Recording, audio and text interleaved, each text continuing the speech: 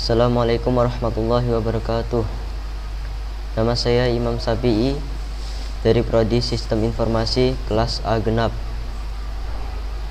Di sini saya akan mempresentasikan dampak dari perkembangan teknologi di era globalisasi bagi pemuda atau siswa. Pemuda juga dikenal dengan sebutan generasi muda, dan kaum muda adalah mereka yang memiliki semangat pembaharu dan progresif.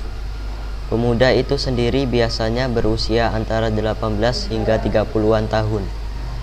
Dari sisi usia, pemuda merupakan masa perkembangan secara biologis dan psikologis.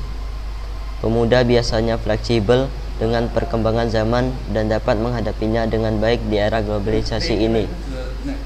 Perkembangan zaman ini ditandai dengan adanya teknologi yang bermunculan. Akan tetapi, teknologi sendiri mempunyai dampak positif beserta dampak negatif. Penjelasannya yang berpengaruh terhadap generasi muda atau para pelajar khususnya. Berikut dampak positif. Yang pertama, munculnya media massa, khususnya media elektronik sebagai sumber ilmu dan pusat. Yang kedua, munculnya metode-metode pembelajaran yang baru yang memudahkan siswa dan guru dalam proses pembelajaran. Yang ketiga, sistem pembelajaran tidak harus melalui tatap muka atau bisa disebut dengan istilah daring dalam jaringan. Dan yang keempat, mudahnya melihat perkembangan dunia. Penjelasan tentang dampak positif. Yang pertama, munculnya media massa, khususnya media elektronik sebagai sumber ilmu dan pusat. Dampak dari hal ini yaitu guru bukanlah satu-satunya sumber ilmu pengetahuan, sehingga siswa dalam belajar tidak perlu terlalu terpaku terhadap informasi yang diajarkan oleh guru, tetapi juga bisa mengakses materi pelajaran langsung dari internet.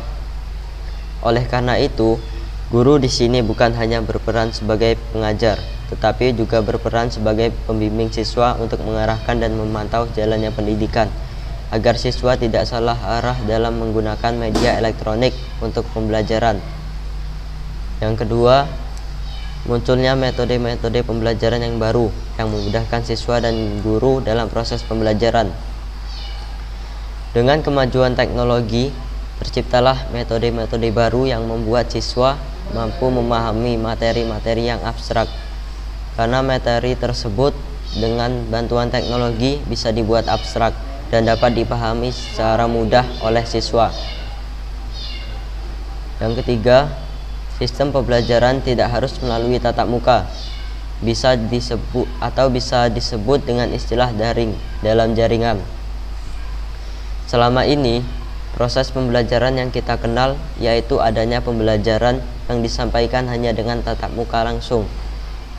Namun, dengan adanya kemajuan teknologi, proses pembelajaran tidak harus mempertemukan siswa dengan guru, tetapi bisa juga menggunakan media internet seperti Zoom, Google Classroom, Google Drive, YouTube, dan lain-lain. Dan yang nomor 4, mudahnya melihat perkembangan dunia. Dengan adanya kemajuan teknologi, akses untuk melihat kejadian-kejadian yang ada di seluruh dunia menjadi lebih mudah. Hal ini membantu untuk menambah wawasan dan menjadi tidak tertinggal dalam perkembangan di era globalisasi.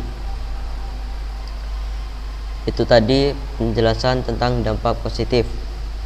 Dan berikut ini penjelasan tentang dampak negatif. Yang pertama, 1. Munculnya media massa, khususnya media elektronik sebagai sumber ilmu dan pusat pengetahuan yang disalahgunakan oleh pelajar. 2. Terjadinya pelanggaran asusila. 3. Munculnya metode-metode pembelajaran yang baru yang memudahkan siswa dan guru dalam proses pembelajaran, sehingga membuat siswa menjadi malas. Dan yang nomor 4, budaya bangsa mulai ditinggalkan. Penjelasan tentang dampak positif negatif. Yang nomor 1, munculnya media massa, khususnya media elektronik sebagai sumber ilmu dan pusat pengetahuan yang disalahgunakan oleh pelajar.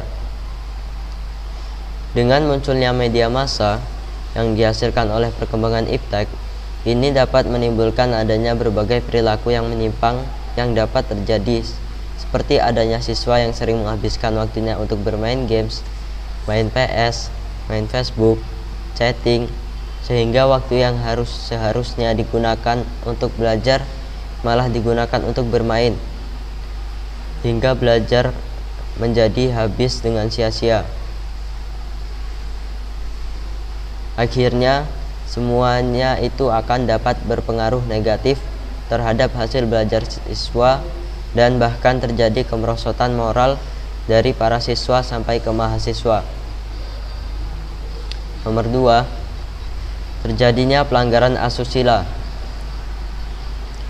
Sering kita dengar di berita-berita di mana terjadi pelaku pelanggaran asusila dilakukan oleh seorang pelajar terhadap pelajar lainnya, seperti terjadinya tawuran antar pelajar, terjadi free sex, pemerkosaan siswi, dan lain-lain. Nomor 3, munculnya metode-metode pembelajaran yang baru yang memudahkan siswa dan guru dalam proses pembelajaran, sehingga membuat siswa menjadi malas. Dengan adanya fasilitas yang dapat digunakan dengan mudah dalam proses pembelajaran, ini terkadang sering membuat siswa dan mahasiswa menjadi malas. Misalnya, ketika siswa diberi tugas untuk membuat makalah, maka mereka merasa tidak perlu pusing-pusing karena cukup mencari bahan lewat internet dan mengcopy paste karya orang lain. Dan yang nomor 4, budaya bangsa mulai ditinggalkan. Adanya teknologi ini membuat kita dapat melihat budaya-budaya lain. Hal ini menyebabkan budaya lokal atau bangsa sendiri dilupakan dan mulai mengikuti budaya-budaya luar. Itulah penjelasan dari dampak negatif. Kesimpulannya, dari dampak positif dan negatif yang ada dapat disimpulkan bahwa teknologi sangat membantu dalam mendukung perkembangan diri pemuda. Namun hal ini juga membawa dampak negatif. Dampak negatif inilah yang harus diminimalisir karena dapat merusak bangsa dan negara. Untuk terhindar dari dampak negatif sendiri harus dari pribadi orang itu sendiri. Untuk menjaga keutuhan dan mengembangkan negara kita harus menggunakan teknologi secara bijaksana dan menciptakan hal-hal inovatif yang membantu negara kita untuk maju. Sebisa mungkin kita harus menghindari dampak negatif dan jangan sampai teknologi menguasai kita. Kita harus menjadi orang yang bijaksana dalam perkembangan teknologi di era globalisasi ini. Cukup sekian presentasi dampak dari perkembangan teknologi di era globalisasi bagi pemuda atau siswa. Saya akhiri. Wassalamualaikum warahmatullahi wabarakatuh.